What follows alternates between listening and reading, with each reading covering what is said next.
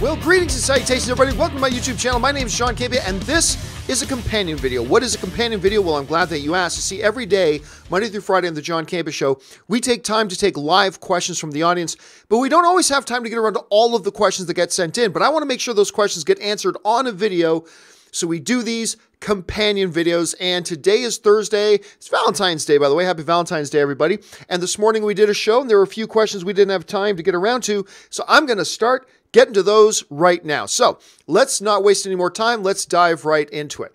And the first question we're going to get caught up on comes from Chris G, who writes, over under 10% Ruffalo does the lonely man in Endgame post-credits. Is that like a dance? No, it's the music. But the classic Hulk music. Ba ba ba ba ba ba ba ba ba ba ba. Oh, iconic music. How did I forget that? Iconic music. No, I'm going to take the under 10% on that. It doesn't really apply, but I'll tell you what. I will take the under 10% on that, Chris, but I'll geek out a little bit if they do play that. That would be kind of awesome if they did that. Play that. Sing a little piano notes. Ba, ba, ba, ba, ba, ba. I would be awesome. I just think of Lou Ferrigno and Bill Bixby, and that would be awesome. Okay.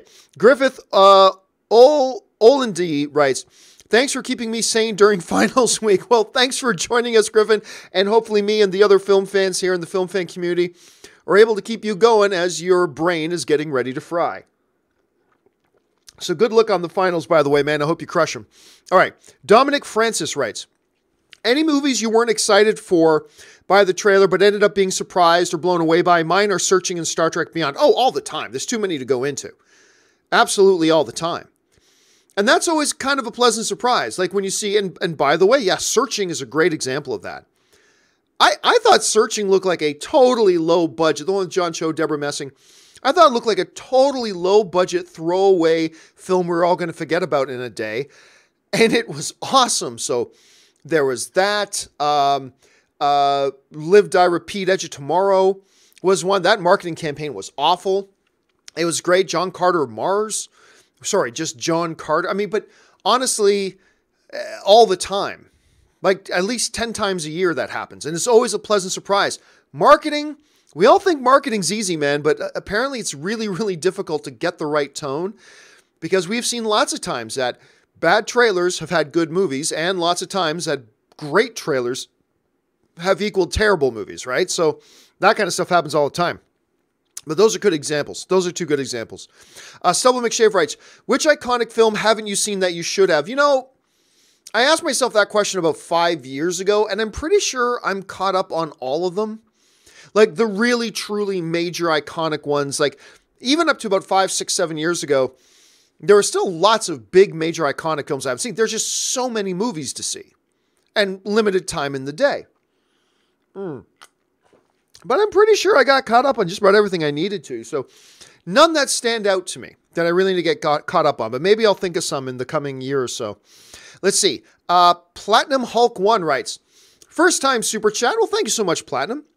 I know a lot of people dislike what Rian did with episode 8, partly because of expectations. That aside, I truly believe that if he does his own trilogy, we would be in for something special. Maybe. I think that's a solid maybe. Now, yes, there were a lot of people who let their expectations cloud their vision of episode, but even I like episode 8. I do. I love what they did with Luke, but I have my issues with the film too. There are several things in the film that I didn't like. Rian Johnson has made some amazing movies. I mean, I love Looper. Looper's amazing. And I'm very curious to see this Knives Out film and all that kind of stuff, but I mean, every director is going to swing and miss. I don't think there's any guarantee. First of all, I still don't even know why Rian Johnson would do it with the way he's been treated. And even if he does do it, there's no guarantee it's going to be good. Does it have the potential to be really good? Yes, has the potential to be really good. Potential to be awful? Yeah, it's got that potential too. So let's wait and see. I still think the jury's out. I don't think anybody can say 100% guarantee Rian Johnson's going to do these new movies. I don't think anybody can say that for certain. I don't even think Rian Johnson would say that right now. What is clear is that Disney wants him, but I couldn't conceive why he would do it. I just don't. But who knows, man? We'll have to wait and see. Luke Woodward writes, I watched the Fire documentary on Netflix last night, and I noticed that they scored it with Gone Girl music. I didn't recognize that. That documentary, by the way, Luke, is crazy. That documentary is nuts. Like, it's almost unimaginable that it's real. Like, you couldn't write anything that crazy. And if you haven't seen the Fire documentary, the Fire Festival documentary, take Luke's advice, check it out. Again, I didn't recognize the Gone Girl music in it. That's interesting if they licensed that. I don't know. But yeah, if you haven't seen it, make sure you check that thing out. All right. Ryan Lohner writes, when will the Patriots get a decent quarterback? Stephen King's Needful Things in 1992. I don't remember that line. But that is pretty funny. When will the Patriots get a decent quarterback? You know, it's funny. Before Brady, they've had a couple of good quarterbacks. Obviously, nobody in the realm of a Tom Brady, but that is funny. Looking at that quote today, now that they've had the GOAT, I mean, that's pretty funny. Robert Tari writes, I think people are sleeping on episode 9. All we need is a great trailer and the hype will be back. Star Wars is never as good as when it's down. I mean, it all depends on what you mean by sleeping on. Look, I think a lot of people assume Star Wars Episode 9 is going to make a lot of money. I mean, that's a foregone conclusion. Star Wars will make a lot of money. But will it be a $2 billion film like The Force Awakens was? I don't think so. It doesn't need to be, but I don't think so. Like, there are still some people who think it'll beat Lion King and Avengers Endgame at the box office. And while I am a big Star Wars fan, I can't see that happening either. But optimism rings supreme. But listen, winning cures everything. You're not wrong. Like, a truly crushingly good trailer will, be like Thor firing up the sun to make Stormbreaker. I mean, yes, but it's not all that easy to make a world-class great trailer. Everybody thinks it's easy. Not that easy. So I don't know. I mean, I'm very curious to see what their trailer will look like. I'm very curious to see what the marketing for this film will look like. And I'm also very curious to see how people react to it. But, I mean, it'll be big. I don't know. Like 1.8 billion big? I don't know. It doesn't need to be, but we'll have to wait and see, I guess. We will have to wait and see, Robert. Here's fingers crossed. All right. Robert Tari writes, John, Rob, and Ash, and obviously Rob and Ash aren't here, right? Who's your favorite Universal monster? You know, I want to say Wolfman, but really when I think about it, I just go back to Dracula all the time. Dracula is like the quintessential all-time great, Universal classic monster. He just is. I mean, Frankenstein, Wolfman, whatever. But to me, it always comes back to Dracula. There's just so much more to him. Magic K writes, Nickelodeon is developing a Star Trek animation series. Thoughts? I'm okay with it. I mean, look, Star Wars has got Resistance, right? Which is clearly completely targeted at kids. Fine. I mean, it may not be for me, but that's okay. Not everything you develop has to be for me. That's fine. I mean, I'll be honest with you. I just thought Resistance looked terrible, and so I never watched it. Maybe it's good. So I'm not saying it's bad. I haven't seen it, so I can't say it's bad. I'm just saying it clearly had no interest to me, so I just avoid it. But that's fine. It wasn't made for me, so that's okay. A Star Trek thing for kids by Nickelodeon, but I don't think I heard that it was for Nickelodeon. That's interesting. Sure, why not? It doesn't matter. If kids watch it and like it, great. Great. If they don't, oh well, no skin off my nose. It's not like it's going to be targeted at me anyway. So, Jonathan Wells writes, thoughts on Spirited Away? Well, it's one of the great classic Ghibli films by Hayao Miyazaki. One of the great, not just animation guys, one of the great filmmakers of all time. It's not there are a lot of people who rank Spirited Away as like their number one favorite Studio Ghibli film. It's not there for me, but it's one of those films you watch and you never forget. And they've got several films like that. Like whether it's Howl's Moving Castle, whether it's Graveyard of the Fireflies. Oh, I can never watch that again. It's good. It's just so shaky I can't watch it. But yeah, I love it. It's great. Robert Perez writes, just wanted to say hi, everyone. Love you guys. Well, thank you so much, Robert. Appreciate that. It's always cool when somebody just wants to write in and say something nice. That's really cool, man. Santez Henderson writes, I'm fine with Leto being gone. Wasn't a fan of his Joker, but I'm also fine with any form of the DCU goes away. It never worked. I disagree, Santez. I think there were things about the DCU that worked. It didn't all work. It didn't work for everybody. But I thought Affleck's Batman was great. I didn't love the Batman in Justice League, but I thought in general, the Affleck Batman was great. I think Man of Steel is one of the greatest comic book movies of all time. And the single most underappreciated, underrated comic book movie of all time is Man of Steel. I think that solidly. Yeah, I think in all of their movies, there are elements that work. But clearly, they didn't work enough, and it didn't work for everybody, and that's fine too. And look, again, I'm okay if Leto goes. I liked his Joker. And I love the Joker-Harley Quinn dynamic. But I also understand why they would move on from it if they do. So, now remember, Warner Brothers hasn't said that he's gone. Warner Brothers hasn't said they're not doing the Jared Leto Joker movie. Warner Brothers hasn't said they're not doing the Joker Harley Quinn movie. But Forbes is reporting it. So, there's a decent chance that it could be true. So, let's just kind of wait and see what the studios say about that. Knowing Warner Brothers, they'll put out, while we love working with Jared Leto, we currently have no plans for, the same thing they did with Henry Cavill. All right. Bruce Gordon writes, excited for Umbrella Academy. Meh. I don't know. Like low budget stuff for a low budget TV network. I don't know. Maybe. I'll give it a shot. But I'd be lying right now if I said, I'm excited for this show. I'm not. I don't think it looks terrible. I don't think it looks bad. But if you're asking me, am I excited for it? No. Hopefully, I'll be able to watch it, and it'll be one of those pleasant surprises to me, and I'll grasp onto it and love it. Like Black Lightning. I was not excited for Black Lightning in the least. And then I watched it, I'm like, sweet, this is awesome. And I ended up really loving it. Hopefully, Umbrella Academy will be the same kind of thing. Never mind, I still don't get likes, writes, shame we will never get to see Deadpool and Spider-Man together. I don't know, never mind. I wouldn't say never. As things currently stand, we're not getting that. As things currently stand. But if anything has taught us, following this business, if we've learned anything from following this business, it's that the way things are right now are not necessarily how the way things are going to be a week from now, or a month from now, or a year from now. As things currently stand, with live action Spider-Man, doing his thing, animated Spider-Man over in Sony, and Bob Iger saying that Deadpool's not going to be under the Marvel banner, yeah, as things are right now, no Spider-Man Deadpool crossover.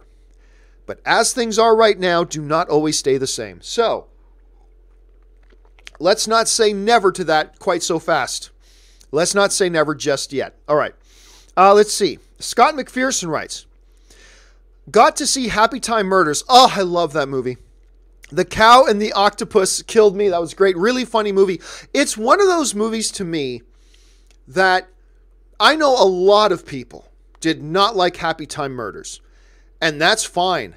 I don't get what y'all are smoking. I thought it was hilarious. I remember I go to a lot of screenings where people involved with the movie are there. And the first time I saw Happy Time Murders, I was at a screening where the two writers of the film, the creators of the film, the writers of the film were there. And I just happened to know, I'm a friend with their publicist, and their publicist was there too. And I really didn't know what to expect. I thought the trailer was hilarious, but even though the trailer I thought was hilarious, I suspected the movie would fall on its face. So I go in and watch the trailer, or go in and watch the movie. And I was physically exhausted from laughing so much. And as soon as the movie was done, I ran out into the foyer and I grabbed my friend, the publicist, and I said, introduce me to your guys. I've got to meet your guys. And she brought me over and I met the writers, and I'm just like, dudes, I loved this movie. And they're like, really? I'm like, yeah, I loved this movie. And I'm glad you liked it too, Scott. I had a good time. But not everybody liked it, and it's not for everybody for sure. But I had a really good time with Happy Time Murders. Bullet 1510 writes, 2 visual masterpieces from Weta Digital this weekend. Alita and They Will Not Grow Old. Also, their work on The Fight in Titan and Avengers Infinity War is perfection. Yeah, I mean, they're still kind of the second best visual effects company in the business. I mean, most people in the industry will tell you ILM is still kind of the king of the hill, but there used to be years ago such a disparity between, you know, ILM and everybody else. And the fact of the matter is today there are effect houses that do really good work, and not the least of which is Weta. They do some amazing, amazing stuff. By the way, they have a lot of old Lucasfilm staff, too.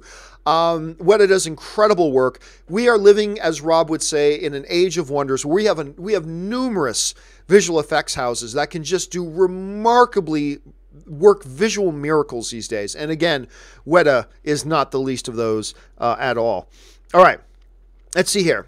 Aviator 986 writes, as excited I am for Dune, I feel like it would be better suited as a series due to the amount of information it has. Hashtag is Dune dude. I don't agree. You haven't read the script. Neither have I. Yeah, but in the books, it doesn't matter what's in the books. What matters is in the script. And if Denis Villeneuve feels like he can do that movie and do it great, I'll give him the benefit of the doubt until I see the movie and see otherwise. No, since I haven't seen the script, I think it's really premature for anybody to say, there's too much to be in a movie. You haven't seen the script? Neither have I.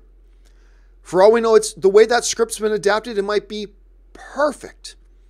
It might be perfect. Or we may see the movie and it may turn out to be true that it was too much to put into a movie. We'll have to wait and see.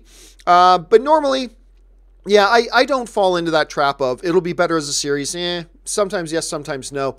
I think it'll be interesting to see what Denis can pull off with this one. All right. Roy L. writes, for Robert, Star Wars Episode 9, Justice for Han. Yeah, he gets that a lot, Roy. Believe me, he gets that a lot. All right. 2nd Street Marvel writes, congrats, John. I've seen several channels/sites stating that you confirmed the end. Oh, I saw this too. Confirmed the Endgame trailer will premiere at the Oscars. Bring the filthy. It is mind-blowing. So, for those of you who know what we're talking about, on the John Campus show the other day,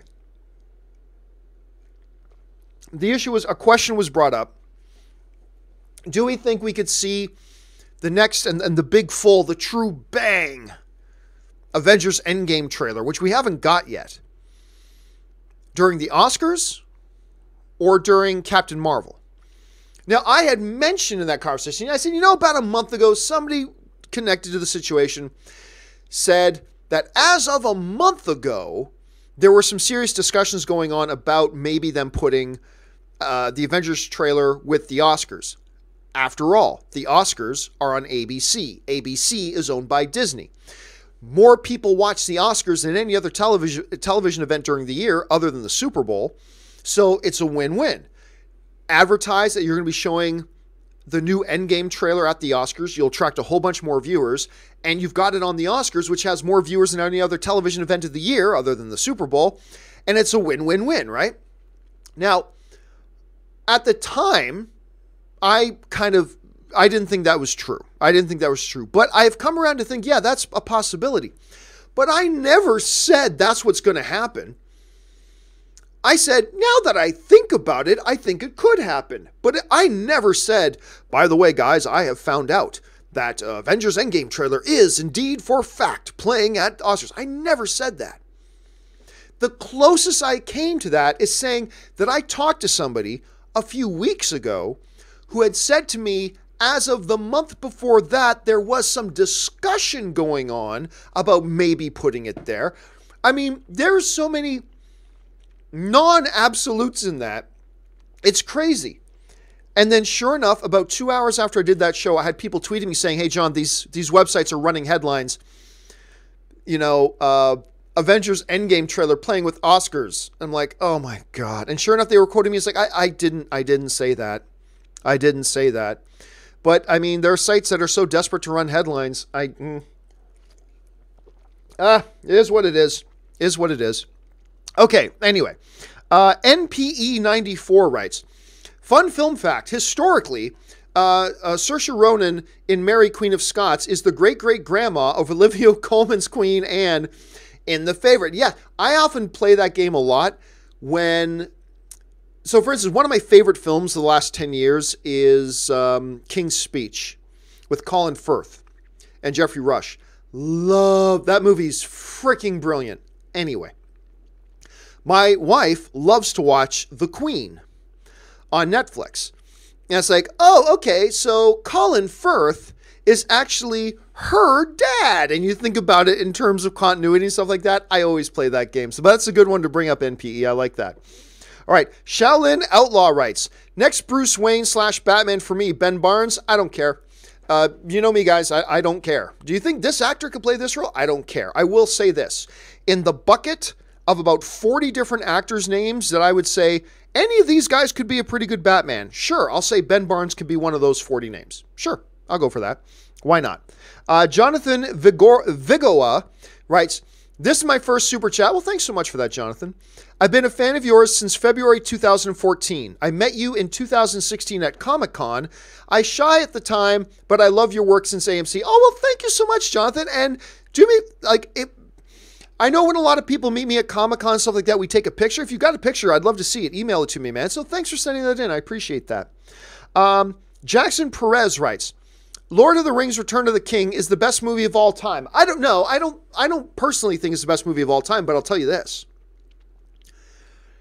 I stand by this. Lord of the Rings Return of the King is the single greatest achievement ever in film history. Now, why I say that, and it's just my opinion, but why I say that is because when you look at all the disciplines that go into making a movie, writing, directing, cinematography, editing, music, performance, art direction, visual effects, makeup, on and on and on and on. When you run down the whole gambit of all these disciplines that go into making a great movie, no one film has ever put the whole thing together like Lord of the Rings: The Return of the King did. Nominated for 11 Academy Awards, and guess what, kids? It swept. It won every single Academy Award it was nominated for, taking home 11. No film in film history has ever won more than Lord of the Rings: Return of the King. Not one film in the history of cinema has won more awards than 11. Never happened. And quite frankly, I don't think it ever will. And while I don't think it's the best movie of all time, I will say, and I'll stand on this, it is the greatest cinematic achievement probably ever. It's just, oh my God, I love those movies so much. I love the Lord of the Rings films so much. All right, Jeremiah J. writes, I'm digging the remote stream setup and Ashley being more involved in the discussion. Don't get me wrong, I love John and Rob, but adding another perspective in the discussion is good. Crazy to see the show evolve. Well done, John. Well, thank you so much. I've always had people over the years saying, like Ashley Mova saying, back in the day of Ashley, John, have Ashley sit at the table and be part of the panel. Well, why would I do that to Ashley? She's not a film pundit. She's a host, and a great host. And if you guys ever saw me trying to host, you know hosting is tough and hard, and you have to have a particular skill and presentation style to do it right. And it's like, I get you guys have crushes on Ashley Mova, but she's not a film commentator. And I don't put people in positions unless it's putting them in a position where they can succeed. Ashley Whalen, again, not a film pundit. She's not a film commentator. But she's sharp, she's in the business, and so I'll often talk to her and I'll ask her in advance, which of these topics would you feel comfortable throwing in 2 cents worth? Which of these things, so I'm never going to just throw, every once in a while I put them on the spot, but usually it's in a spot I feel pretty safe about.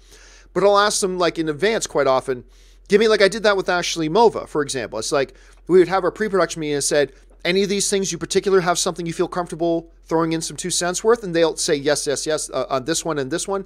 And then I'll open that up. But, there is a difference between hosting and a different skill set between hosting and film punditry. And I will never put I will only put people in a position that I think they can really succeed. And if I don't think they can succeed in a certain area, I won't put them in that position. I won't throw them under the bus like that. But I think Ashley has fit in really great, really quickly. I'm very happy that I hired her. I had like hundreds of, it's crazy. I had hundreds of resumes. I interviewed like 20 plus people for it. And it was down between Ashley and this one other person. And there was just something about Ashley's energy and the whole bit. And I think you guys have seen that personality comes through. Now, again, I don't know how long Ashley's going to be with the show. To be just being honest, I don't know how long she's going to be with us. Because she's a working model and a working actress. And the moment she gets a series, she's going to be gone. So I hope she's gone soon. You see what I mean by that, though, right?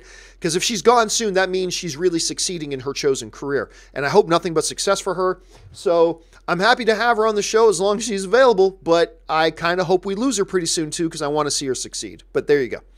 All right. Jackson Perez writes, better battle, Helm's Deep or Pelennor Fields? Ooh, tough, because, man, that Pelennor Fields, by the way, big battle in Lord of the Rings, as Theoden and the Rohirrim, the riders of Rohan, come to Gondor's aid, and they ride up on that hill.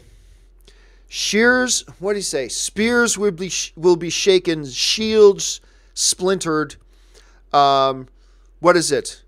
To ruin, to the world's end, death. Death! And then they're all screaming, death! And they charge. It's like, holy crap. It's as King Theoden leads them down. Riders of Theoden. Damn. But you know what? I still go Helm's Deep. There's something. Because the other thing is this. By the time we got to Pelennor Fields, the Battle of Gondor, we had seen Helm's Deep already. And Helm's Deep showed us something cinematically we never really saw before. Done that way, in that fashion, we had never seen it before. So when we get to Pelennor Fields, we'd kind of seen something like it before. They upped it a bit. But yeah, for me, I just remember that first time I saw the Battle of Helm's Deep. It shook me. It shook me. So as great as the one is, I'm going to lean towards Battle of Helm's Deep. All right.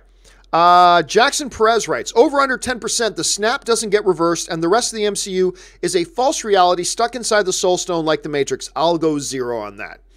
I don't believe that for a second. I don't believe that for a second. So I'll take the big goose egg on that and say 0. Now, I do believe there's a chance that the snap doesn't get undone, but rather some other form of reality takes place of this reality. I think that's a possibility.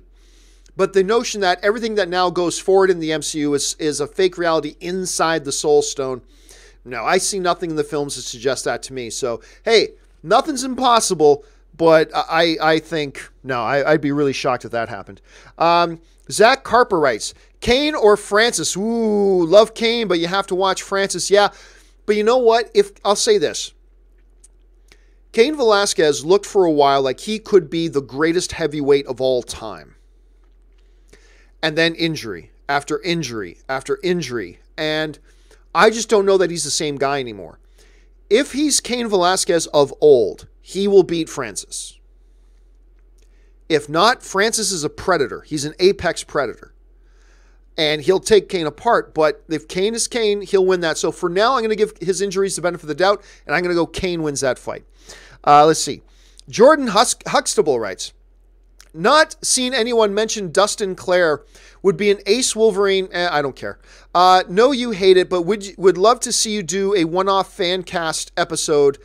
Think people would enjoy it. I don't. By the way, for those of you who don't know who Dustin Clare is, Dustin Clare played, what was his name? He was in Spartacus, and he kind of was the lead character in the first season that Andy stepped away from the show, that Andy Whitfield stepped away from the show. Granicus? No, what's his name? It starts with a G. Why am I? This is like one of my favorite shows of all time. What? Oh, I can't remember his name. But anyway, you know the guy I'm talking about. I don't know. I haven't seen him in, honestly, I don't remember seeing him in anything other than Spartacus. And I liked him in Spartacus, but I don't know how strong his acting chops are. I just don't know. I liked him in that one show, but I've never seen him in anything else. So I don't know. I just don't know about that. And I'm not quite sure what you mean by doing a one-off fan cast. I'm not quite sure what you mean by that. But anyway, Jordan now follows up. Thoughts on MCU Sinister Six lineup? Vulture, Mysterio. I don't know that they're going to do Sinister Six. I don't. So honestly, Jordan, that's my thought. My thought is that the MCU will not do a Sinister Six. I'm not saying they're not going to for sure. But just as a fan speculating, my fan speculation, I wouldn't put any money on it, but my fan speculation is I do not think they're going to do. You know, it's funny. Now that I think about it, I think me and Rob talked about this once, and I think we both said, yeah, we don't see MCU going down that road. I don't think they're going to do a Sinister Six. All right. Mark C. writes, I want to give kudos to Zack Snyder. Like Rian Johnson, he took huge amount of online anger, never reacted. Fans get toxic, but I commend the director that handles himself with professionalism. Well, I mean, there's two things. One, I don't mind at all when somebody who takes abuse hits back. No problem. No problem. There's nothing worse than a little wuss who tries to sucker punch you, and then when you clobber them back, they go crying. They go trying, he hit me back. Well, they started it. I have no issue with somebody hitting back when they get attacked. I have no issue with that at all. But Zack Snyder, and you know, I'm a Zack Snyder fan. I think he's one of the best visual storytellers in the business. I will always be in his debt for giving me, as a fan, Man of Steel. I think one of the greatest comic book movies of all time. I think people forget, prior to, the tragedy that befell his family, man, he took a lot of crap. And I'm not talking about people saying these movies suck. Saying these movies suck is fair. That's fine. You can say these movies suck all you want. You're a fan, you can say that. But he took a lot of personal, brutal, inexcusable attacks. And I remember when the announcement came out about the passing of his family member, his daughter, and I saw a bunch of assholes writing, she probably killed herself because she saw Batman versus Superman. It's like, where the fuck has humanity gone? And what was worse, people retweeting and like, yeah, it's like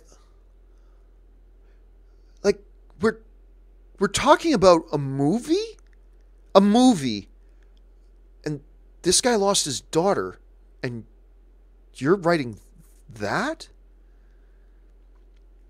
I don't know, man. It just, the abuse that the dude took was, again, I have no problem with people getting online saying, I hated Man of Steel. I think you're crazy, but hey, that's your right. If you hated Man of Steel, no problem. I have no problem with people getting on saying, I hated Batman versus Superman. Okay, you hated Batman versus, you can say you thought it sucked. That's all fine. But the personal attacks that the guy took, that you'd think just all of us would have called a timeout. Like, you don't have to pretend you liked his movies if you didn't when the news of his family tragedy came out. You don't have to pretend you liked his movies, but you'd think the assault and the abuse and all that kind of stuff, you'd think we all as human beings can just go, whoa, whoa, whoa, oh, whoa, whoa, time out. Like when we all found out about that, and instead it intensified. That was brutal. That was brutal. Like shit, I remember once, and maybe you guys had the same experience of this too, but like growing up in Canada, you know, there were groups of guys that did not like each other and always problems. But I remember this one time, and it always seemed to focus around the roller rink, which is where we would go to have our breakdancing battles. But I remember there would always be drama at the roller rink because there's always these two different factions of guys and always had problem. I'll never forget this one time. One dude's sister, one of the dudes in one of these factions, their sister died. And I can't remember if it might have been like a peanut allergy or something like that at the time. And I just remember, like, a week or two later, I don't know if the guy whose sister actually died was there, but like, you got these groups of people there and everybody's just like, hey man, cool. Like, whew, like we're on a timeout. Like, you just enjoy yourselves. We're not here to have any problem. Like even like stupid, idiotic teenagers know that when something like that happens, you take a step back and go, time out. I'll never forget that. I'll never forget that. Like seeing people tweeting stuff like that about the dude's daughter who died. And it was brutal.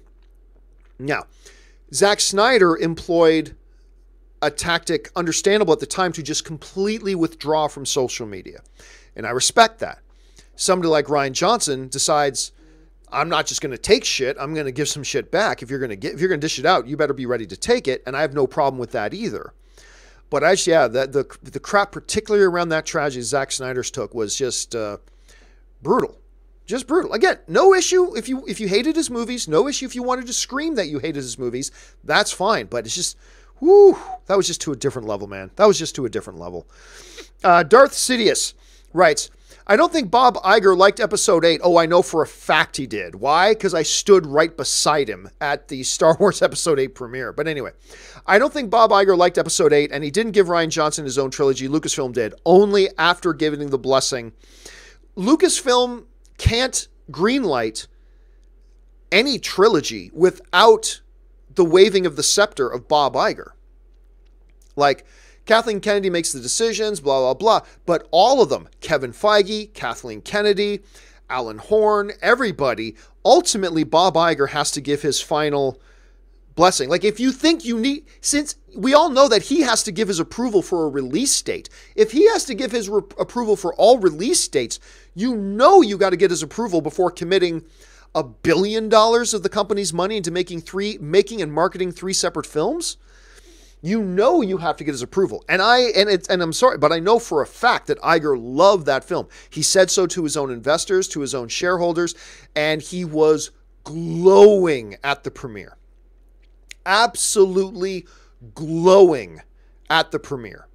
He loved that movie. And he has said publicly how much he loves the movie. But yeah, now, you don't have to agree with them, but by any stretch of the imagination, I don't like The Last Jedi as much as Bob Iger did. I mean, you don't have to agree with them. That's fine. But yeah, the fact is Bob Iger loved that movie.